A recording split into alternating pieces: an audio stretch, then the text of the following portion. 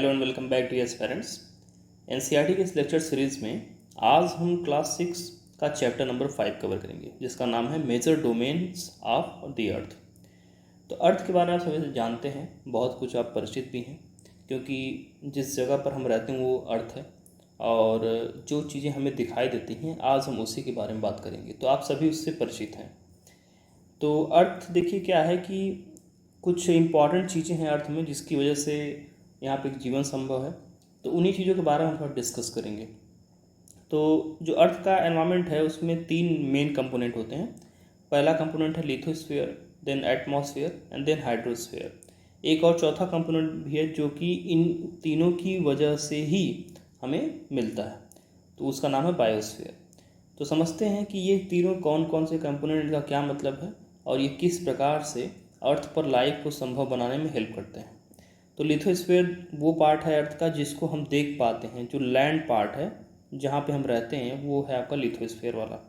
Atmosphere वह part है जो अर्थ को एक गैसियस आवरण के रूप में, एक गैसियस लेयर के रूप में जो चारों तरफ से जो घेरे हुए हैं, जिसे हम कह सकते हैं कि एक चद्दर के रूप में पूरी तरीके से अर्थ को ढके हुए हैं विभिन्न गैसों के रूप में, उसे हम अर्थ का एटमॉस्फेयर कह सकते हैं। जिसमें कि ढेर सारी गैसेज हैं, जैसे नाइट्रोजन सबसे ज़्यादा मिलती है, ऑक्सीजन है, कार्बन डाइऑक्साइड है, ऑर्गन गैसेज हैं, मतलब अलग अलग ढेर सारी गैसेज हैं। तो इनका गैसों का एक पूरा कह सकते हैं एक चादर नुमा बना हुआ जिसने अर्थ को ढक रखा है और अर्थ के एटमॉस्फेयर का वो निर्माण करता है। उसके बाद बात करते हैं हाइड्रोस्फीयर की। तो हाइड्रोस्फीयर क्या है?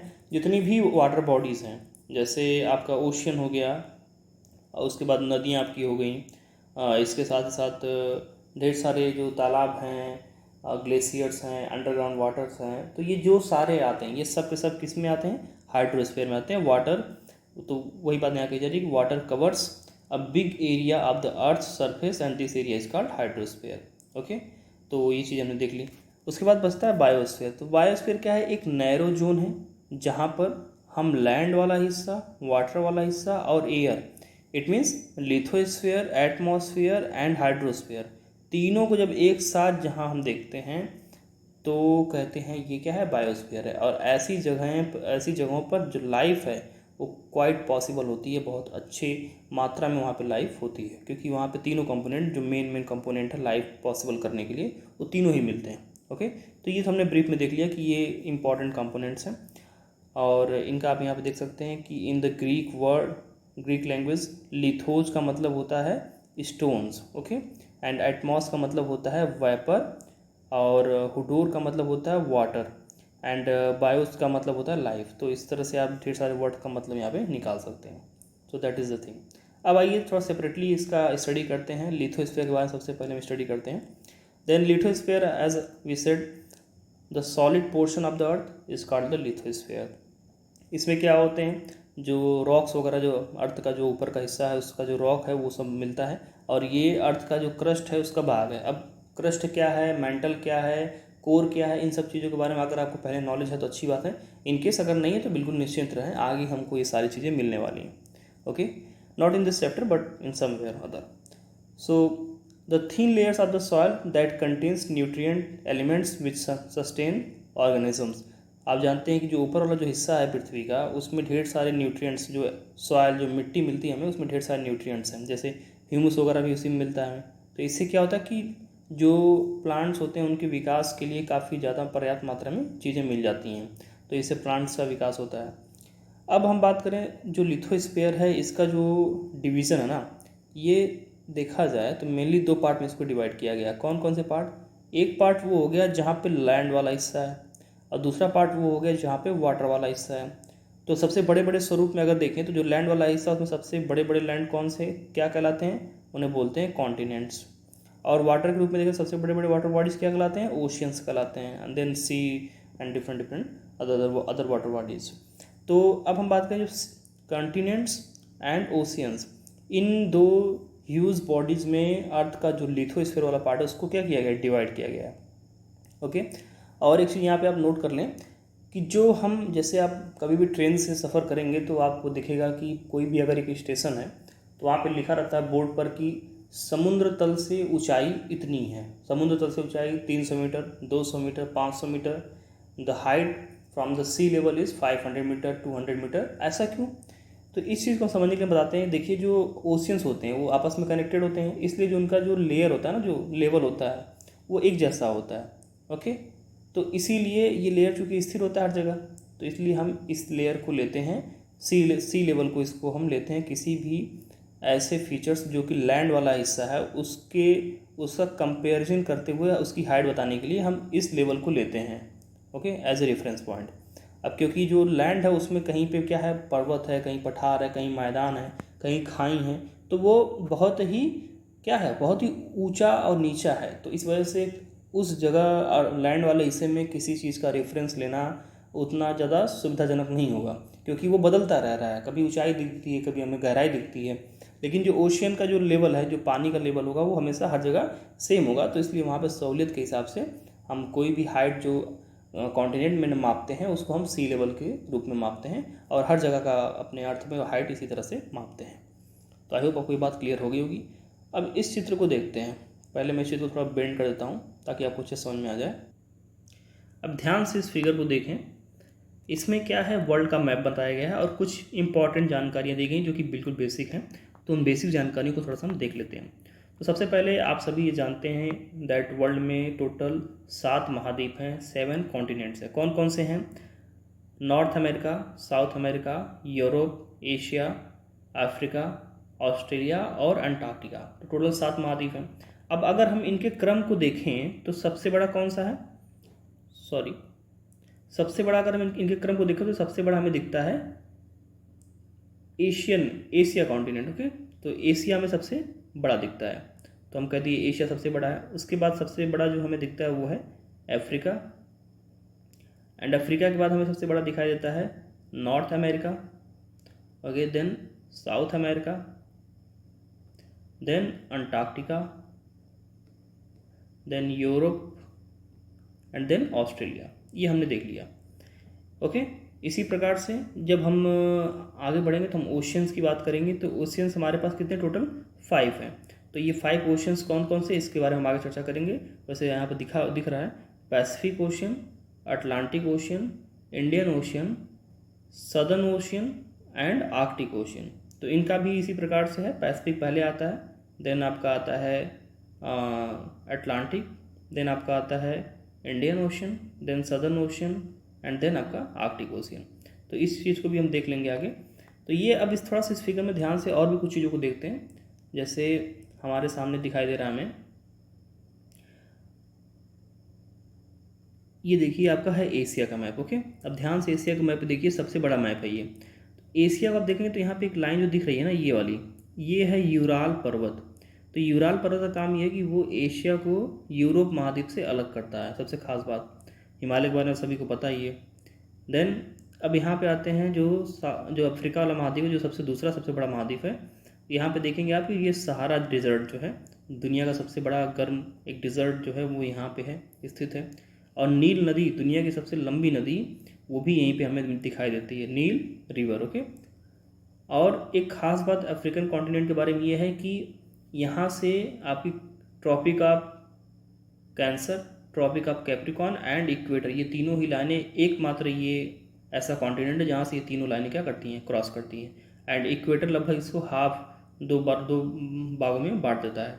Okay, now the third largest continent is the north America. अब यहाँ पे ये रॉकी माउंटेन हो गया, आपको देख रहे हैं लेफ्ट साइड में, and then here Appalachian mountain यहाँ पे है। देन ये जो नॉर्थ अमेरिका है ये साउथ अमेरिका से पनामा इस्थमस के द्वारा जुड़ा हुआ है। पनामा इस्थमस का मतलब ये हो गया ऐसा लैंड, छोटा सा लैंड मास जो दो बड़े लैंड मासों को क्या करता है, कनेक्ट करता है, जिसे हम हिंदी में कहते हैं स्थल डमरू मध्य। और ऐसी पतली ऐसी सकरी पट्टी वाटर की जो दो बड़े वाटर बॉडीज को क्या करती है, कनेक्ट करती है, उसे हम कहते हैं स्ट्रेट कहते हैं, जिसे हम कहते हैं इंग्लिश में हिंदी में कहते हैं जल डमरू मध्य। लेकिन जब ये एक वाटर बॉडी ना होकर के जब ये लैंड वाला बॉडी हो जाता है छोटा सा पतला सा, तो इसे हम कहते हैं इस्थमस, यानी कि स्थल डमरू मध्य। तो यहाँ पे ये जो पनामा स्थल डमरू मध्य है, ये क्या करता है, नॉर्थ अमेरिका को साउथ अमेरिका से जोड़े रखता है। ओके। देन विश्व की सबसे लंबी अगर पर्वत श्रेणी के हैं तो पर्वत जो माउंटेन सीरीज है वो क्या है, एंडीज माउंटेन, यहाँ पे हमें साउथ अमेरिका में दिखाई देती है। अमेजॉन रिवर भी यहीं पे है। और इसके बाद फिर हम ये देखते हैं आपका, ये आपको ऑस्ट्रेलियन कॉन्टिनेंट होगा जो कि सबसे क्या है, छोटा है, और ये एक आइलैंड कॉन्टिनेंट भी है क्योंकि चारों तरफ से क्या है, पानी है। यूरोप का आप देख लीजिए हिस्सा। देन अंटार्कटिका वाला हिस्सा बिल्कुल देखा जाए तो जो अंटार्कटिक सर्कल है उसके पास में पूरा बना हुआ है। ओके, तो ये हमने कुछ इसकी बेसिक जानकारियाँ देख ली हैं। अब आइए बाकी से थ्योरी पार्ट पे चलते हैं। ओके, तो थ्योरी पार्ट पे आ जाते हैं। तो एक चीज़ यहाँ पे आप नोट डाउन कर लेंगे जो आपको पता ही होंगी कम वो, जो विश्व का सबसे ऊंचा जो पर्वत है उसे हम कहते हैं माउंट एवरेस्ट, जिसकी ऊंचाई 8848 मीटर है। इसी प्रकार से जो सबसे गहरी खाई हमारे लैंड पूरे अर्थ पे मौजूद है उसका नाम है मेरियाना ट्रेंच, जिसकी गहराई है लगभग 11,022 मीटर्स, और ये हमें मिलेगी पैसिफिक ओशियन में, इंडोनेशिया आइलैंड के पास में। Now moving on the continents, तो कॉन्टिनेंट के नंबर ऑफ कॉन्टिनेंट के बारे में मैंने आपको चर्चा पहले कर दी, दैट 7 कॉन्टिनेंट्स हैं यहाँ पे टोटल, और सबसे बड़ा एशिया है, देन आपका अफ्रीका है, देन आपका नॉर्थ अमेरिका है, देन आपका साउथ अमेरिका है, देन आपका अंटार्कटिका है, देन यूरोप है, एंड देन आपका ऑस्ट्रेलिया है। तो इसके बारे में चर्चा पहले ही कर लिया है। कुछ इंपॉर्टेंट यहाँ पे जानकारियाँ दी गई हैं उसके बारे में देख लेते हैं। यहाँ कहा जा रहा है जो एडमंड हिलेरी थे ये न्यूजीलैंड के थे, एंड और जो तेंजिंग नॉर्गे शेरपा थे ये इंडिया के थे। ये लोग जो है थे पहले इंसान थे जो क्या किए थे, माउंट एवरेस्ट पर चढ़ाई करे थे ये लोग, और ये 29 मई 1953 में हुआ था। उसके बाद जुनको तबेई एक जापान की महिला थी, और ये विश्व की पहली महिला थी जिन्होंने जो है आपका ये 16 मई 1975 को एवरेस्ट चढ़ा था। ओके, एंड बात करें अगर इंडिया की, तो पहली इंडियन वुमेन जो थी वो आपकी बछेंद्री पाल हैं, अभी भी जीवित हैं ये, और ये 23 मई 1984 को एवरेस्ट की चढ़ाई करी थी। तो इसमें डेट याद रखने की बहुत आवश्यकता नहीं है, बस ये ज़्यादा याद रखें कौन हमारे इंडिया का पहली महिला है जो एवरेस्ट को फतह करी हैं। ओके, बछेंद्री पाल उनका नाम। अब तो ये कई बार फतह कर चुकी हैं। Now moving on the continents, तो एशिया कॉन्टिनेंट के बारे में मैंने बात कर ली आपसे कि यहाँ पे ये सबसे सबसे बड़ा कॉन्टिनेंट है हमारे अर्थ पे मौजूद, और इसका जो टोटल अर्थ है वो जो टोटल लैंड मास है अर्थ में, उन लैंड एरिया का 1/3 पार्ट है। ओके, टोटल लैंड जितने अवेलेबल हैं उनका 1/3 पार्ट है अर्थ का। एंड देन ये टोटली ईस्टर्न हेमीस्फीयर में लाई करता है, क्योंकि आप देखेंगे तो ये जो आपका जो इक्वेटर है, इक्वेटर के नॉर्थ में पड़ता है, और जो आपकी मेरिडियन जो प्राइम मेरिडियन लाइन है जो 0 डिग्री देशांतर रेखा है उसके बिल्कुल ईस्ट में पड़ता है। तो टोटली ये ईस्टर्न हेमीस्फीयर में मिलता है। ओके, और ट्रॉपिक ऑफ कैंसर इसके थ्रू पास होता है, क्योंकि इंडिया जो है एशिया का पार्ट है और इंडिया से ट्रॉपिक ऑफ कैंसर जाता है। तो ये हम कह सकते हैं यूरल माउंटेन क्या करता है, एशिया और यूरोप को अलग करता है। अब बात करें यूरोप की, तो यूरोप एक छोटा सा महाद्वीप है, 6 नंबर पर इसके अगर देखा जाए एरिया वाइज तो 6 नंबर पर ही आता है। ओके, तो ये जो आपका यूरोप महाद्वीप है ये क्या है, टोटली आर्किड जो सर्कल है वो यहाँ से पास होती है, और ये चारों तरफ से एक तरह से नहीं, चारों तरफ से नहीं, ये 3 साइड से आप इस तरह से ऐसे निकला हुआ, तो यहाँ नीचे जो है मेडिटेरेनियन सी है, इधर आपका अटलांटिक है, इधर आपका आर्कटिक, तो ये 3 तरफ से क्या है, जल से घिरा हुआ है। ओके, देन बात करते हैं जो सेकंड लार्जेस्ट कॉन्टिनेंट है अफ्रीका, ये सबसे बड़ा महाद्वीप है, और 0 डिग्री एंड जो Tropic of Cancer 23.5 degree north, और ट्रॉपिक ऑफ कैप्रिकॉर्न, ये तीनों ही रेखाएं इस कॉन्टिनेंट से पास होती है, जो कि अपने आप में एक यूनिक बात है। एंड जो सबसे बड़ी रिवर है विश्व की, नाइल, ये भी यहीं से क्रॉस करती, यहीं पे बहती है, ये भी एक बहुत ही इंपॉर्टेंट यहाँ पे फैक्ट है। सहारा जो डेजर्ट है विश्व का सबसे बड़ा हॉट डेजर्ट है, ये भी यहीं पे मिलता है हमें।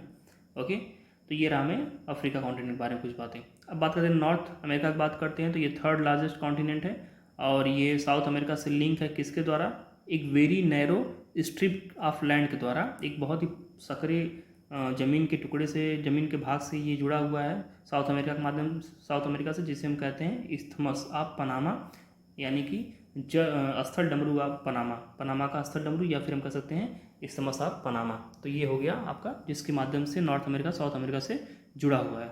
ओके, और ये देखा जाए तो नॉर्दर्न एंड वेस्टर्न हेमीस्फीयर में लाई करता है। अब इसके देखा जाए तो लेफ्ट साइड में पैसिफिक ओशियन है, एंड राइट साइड में आपका अटलांटिक ओशियन है, जिसका शेप एस आकार का है। नाउ अब हम देखते हैं साउथ अमेरिका को। हमने नॉर्थ अमेरिका को देख लिया, तो हमने साउथ अमेरिका को देखना है। तो साउथ अमेरिका ठीक उसके नीचे पड़ता है, इस्थमस ऑफ पनामा के माध्यम से जुड़ा है नॉर्थ अमेरिका से। और यहीं पर जो है वर्ल्ड की सबसे बड़ी जो रिवर है वो अमेज़ॉन, वो हमें मिलती है। देखिए वर्ल्ड की लार्जेस्ट रिवर नाइल है, नील जिसे बोलते हैं, वो अफ्रीका में मिलती है जो सबसे लंबी है।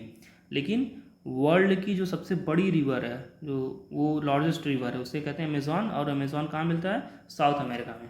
ओके, और इसके बारे में यहाँ पे देखिए फिगर वाइज दिया है। इस्थमस क्या कहलाता है? Isthmus narrow strip of land joining two land masses. तो यहाँ पे दो लैंड मास है, नॉर्थ अमेरिका, साउथ अमेरिका, और ये पतला सा देखिए एक लैंड स्ट्रिप है जो कि क्या करता है, इन दोनों बड़े बड़े कॉन्टिनेंट को जोड़ता है। और स्ट्रेट की बात करें तो स्ट्रेट यानी कि जल डमरूमध्य, ये क्या करता है? Is a narrow passage of water connecting two large water bodies like seas and ocean.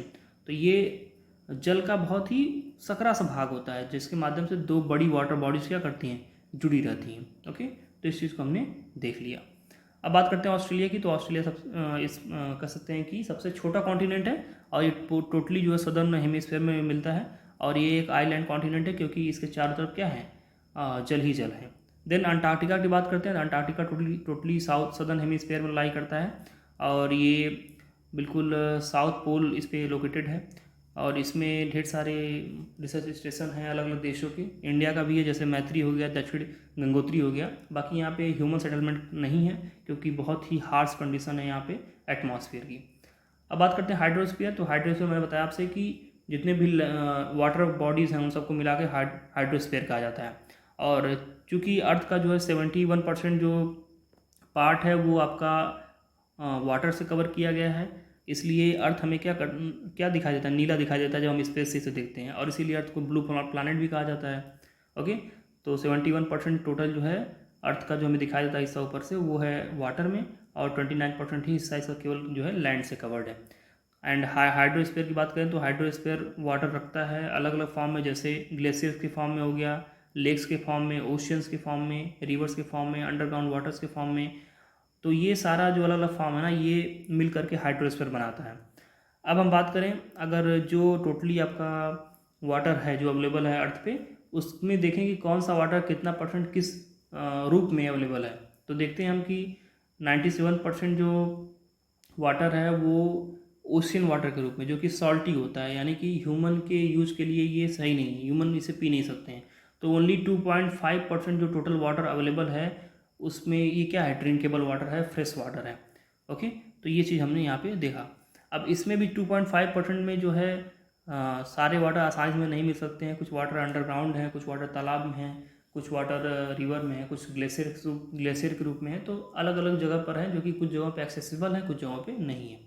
अब देखिए ये जो आपको ढेर सारे बॉक्स दिख रहे हैं ना, इसके माध्यम से ये दिखाया गया है कि मान लीजिए कि जितने बॉक्स हैं टोटल, ये सारे बॉक्स जो हैं अर्थ का जो लैंड मॉस है उसको दिखाता है, जो कॉन्टिनेंट अलग अलग हैं उनका दिखाता है। अब इसमें ये आप बॉक्सेस के माध्यम से काउंट करके आप ये देख पाएंगे कौन सा कॉन्टिनेंट बड़ा है और कौन सा कॉन्टिनेंट छोटा है। तो इसके बारे में पहले चर्चा कर ली है कि कौन सा कॉन्टिनेंट बड़ा है और कौन सा छोटा है। बात करें ओशियंस की, बात करें तो ओशियंस की बात हम करेंगे तो ये देखिए यहाँ पे कहा गया है कि सारे जो ओशियंस हैं वो क्या हैं, इंटरकनेक्टेड हैं, एक दूसरे से जुड़े हुए हैं, और ये हमेशा मूव करते रहते हैं। ओके, और इसमें जैसे आपका हो गया movement of ocean waters are the waves, wave के रूप में मूव करते हैं, टाइड्स के रूप में मूव करते हैं जिसे हम ज्वार कहते हैं, और करंट के रूप में, ओशियन करंट के रूप में ये मूव करते हैं। 5 टोटल हमारे यहाँ मेजर ओशियंस हैं। कौन कौन से हैं इसके बारे में बात कर ली है। पहला है पैसिफिक आपका सबसे बड़ा, देन अटलांटिक आपका है, एंड देन आपका इंडियन ओशियन हो गया, एंड देन आपका सदर्न ओशियन हो गया, एंड देन आर्कटिक ओशियन। तो ये हमारे 5 सबसे बड़े बड़े, मतलब 5 टोटल ओशियंस हैं, और इनको हमने क्रम वाइज कौन कितना एरिया कवर करता है उसके अनुसार हमने यहाँ पे समझ लिया।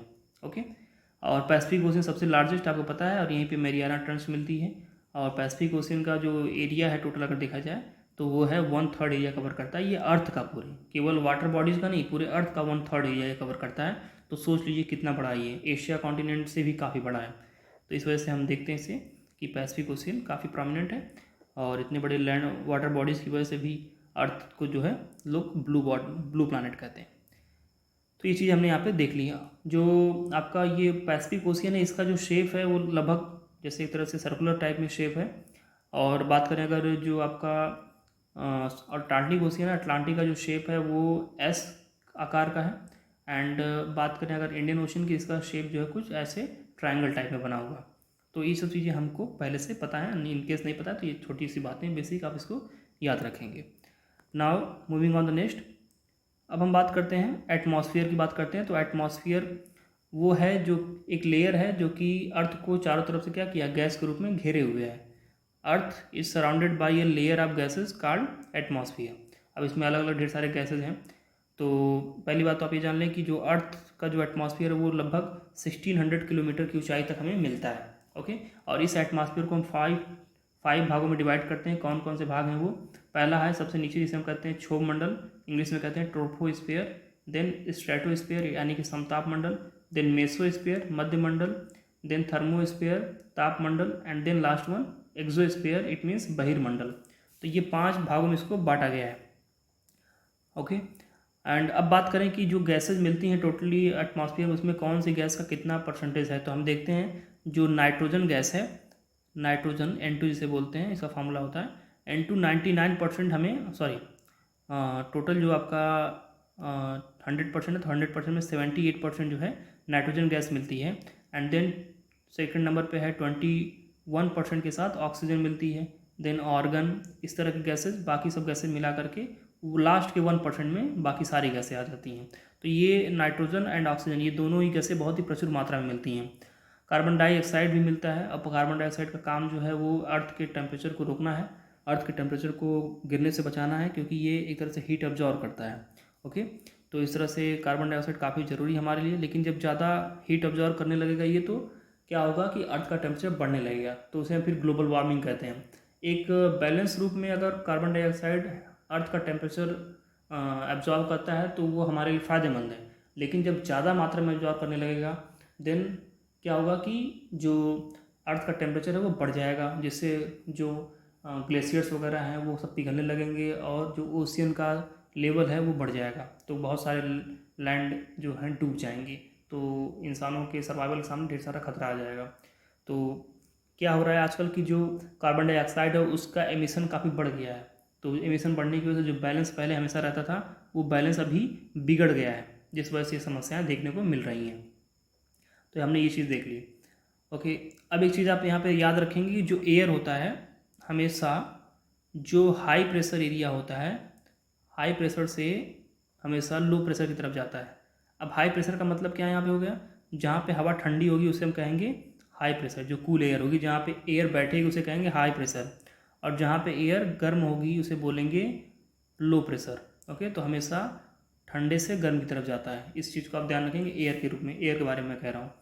Now then the biosphere, biosphere की अगर हम बात करें तो ये डोमेन ऑफ लाइफ है, और ये वो एरिया है, एक नैरो जोन है जहाँ पर लैंड, वाटर और एयर तीनों एक साथ मिलते हैं और तीनों एक साथ एग्जिस्ट करते हैं। और इसी वजह से जो अर्थ हमारा है एक यूनिक प्लानट है, क्योंकि यहाँ पे ये तीनों चीज़ें मिलती हैं, और इसी वजह से यहाँ पे लाइफ भी पॉसिबल है। ये लिथोस्फीयर वाला हिस्सा होगा, ये एटमॉस्फेयर का हिस्सा, हाइड्रोस्फीयर का हिस्सा, और यहाँ पे हमें जीवन दिखाई दे रहा है, क्योंकि ढेर सारे पशु पक्षी और इंसानों के बस्तियाँ दिख रही हैं। तो बात करें अगर हम, ये जो आपका बायोस्फीयर होगा यहाँ पे 2 टाइप के जो हैं, मतलब दो किंगडम में से डिवाइड किया जा सकता है बायोस्फीयर को। एक आपका हो गया एनिमल किंगडम, एंड दूसरा जो आपका हो गया वो प्लांट किंगडम, क्योंकि यहाँ पे पशु पक्षी भी मिलते हैं और यहाँ पे पेड़ पौधे भी ढेर सारे मिलते हैं। और जो सॉइल वगैरह होता है काफ़ी इंपॉर्टेंट होता है, काफ़ी फर्टाइल होता है, तो एग्रीकल्चर वगैरह इत्यादि ये सब चीज़ें हम बहुत आसानी से यहाँ पे कर सकते हैं। ओके, तो ये छोटी सी बातें रही हैं जो हमें बायोस्फीयर के बारे में जानना था। अब ग्लोबल वार्मिंग के बारे में मैंने आपको बता दिया, that emission from industries, thermal power plants, vehicles pollute the air, जिसकी वजह से क्या होता है कार्बन डाइऑक्साइड जो है ये एटमॉस्फेयर में बढ़ने लगता है। और जब ये इसकी मात्रा ज़्यादा हो जाती है, देन जो ग्लोबल टेम्परेचर है, जो विश्व का तापमान है वो बढ़ने लगता है। और जब ऐसा होता है तो इसे हम कहते हैं ग्लोबल वार्मिंग। और इसके रिजल्ट में वही है कि सी लेवल बढ़ेगा, क्योंकि ग्लेशियर्स पिघलेंगे तो जो उनका पानी है वो सी में आएगा और सी लेवल फिर बढ़ेगा। फिर जो लैंड एरिया जो थोड़े से नीचे हैं वो डूबने लगेंगे, फिर वहाँ पे इंसान रह नहीं पाएंगे। तो इस तरह की समस्या हमें देखने को मिलेंगी। तो ये हमने चैप्टर डी कंप्लीट कर लिया। आई होप कि आपको ये चैप्टर पसंद आया होगा। और इसमें कोई क्वेरी अगर आपकी है तो उसे आप कमेंट बॉक्स में कह दें। इसके बाद हम मिलते हैं अपने अगले वीडियो में, तब तक के लिए नमस्कार।